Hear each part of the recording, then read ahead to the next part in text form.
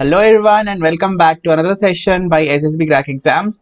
And आज के इस सेशन में हम बात करने वाले हैं अबाउट 9300 पोस्ट जो कि अभी अभी मिलिट्री इंजीनियरिंग सर्विसेज से मिनिस्ट्री ऑफ डिफेंस ने डिसाइड किया है कट करने के लिए।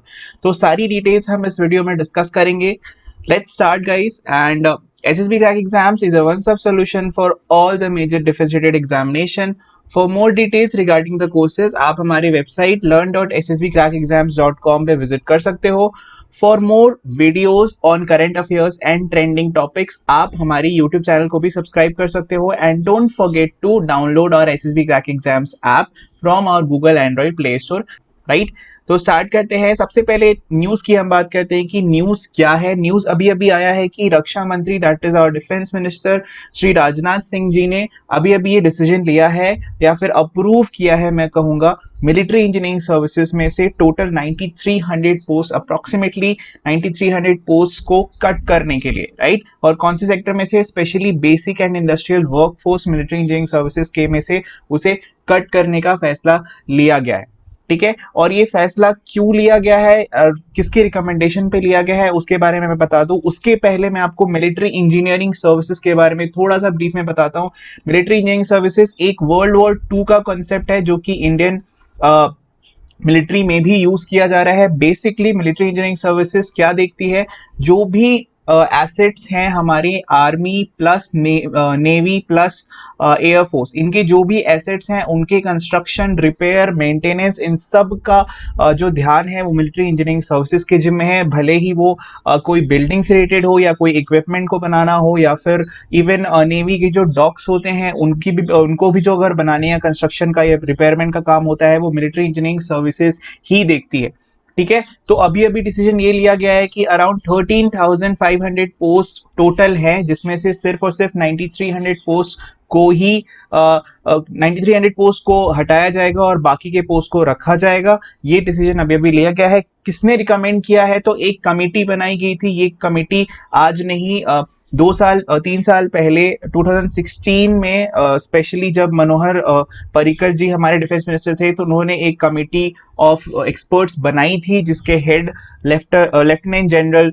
शेकातकर थे और उन्होंने ये रिपोर्ट 2017 में सबमिट करी थी और टोटल उनके अकॉर्डिंग 99 रिकमेंडेशंस थे जो कि इंप्लीमेंट किए जाने थे, जिसमें से 65 रिकमेंडेशंस को उन्होंने अप्रूव कर दिया था उस टाइम पे मिनिस्ट्री ऑफ डिफेंस ने। बाकी जो भी रिकमेंडेशंस थे वो अब पूरी तरीके से अप्रूव कर दिए गए हैं, ठीक है।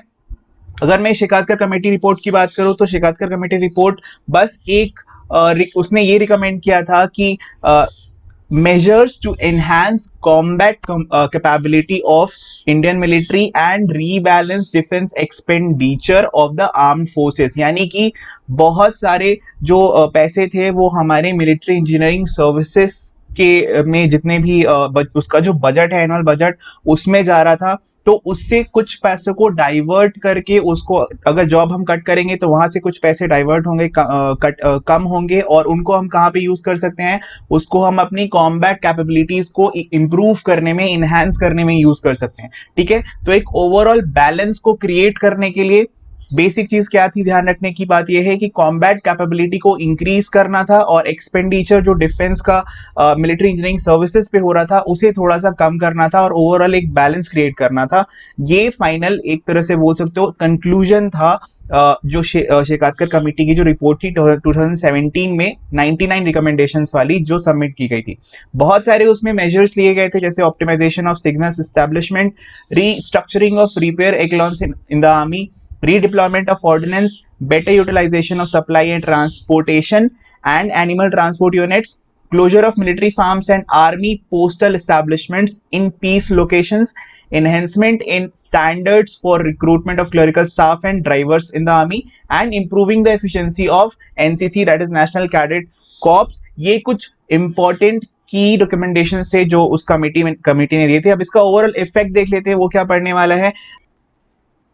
तो ये जितने भी पोस्ट है 9300 वो at least around approximately 300 crore rupees तक कॉस्ट पड़ रहा था इसका मिलिट्री इंजीनियरिंग सर्विसेज के ऊपर। जो भी पोस्ट थी उनकी सैलरी के टर्म्स में अगर मैं बात करूं पर एनम की, तो टोटल अराउंड 300 करोड़ का एक्सपेंडिचर था बेसिकली इस सेगमेंट के लिए, वो कम होगा। उसके साथ साथ एक ये भी कैलकुलेट किया गया कि अगले 5 सालों में, 2017 की ही बात मैं बता रहा हूँ, जब ये रिपोर्ट सबमिट की गई थी उसी समय बताया गया था कि अगले 5 सालों में we can cut the expenses by ₹25,000 crore. और ये कट करने के बाद हम क्या कर सकते हैं, इसको कट करने के बाद इसी फंड को हम यूज कर सकते हैं अपनी कॉम्बैट कैपेबिलिटीज को इंक्रीज करने के लिए। ठीक है, तो एक बहुत ही अग्रेसिव स्टेप है गवर्नमेंट का, और बहुत ही लंबे टाइम से ये अप्रूवल जो था वो पेंडिंग भी था। तो this is a very good step and a forward step for defense services. Okay, guys, so that's it from this session. I hope you enjoyed the session. If you enjoyed it, do share it with your friends. Thank you. Jai Hind.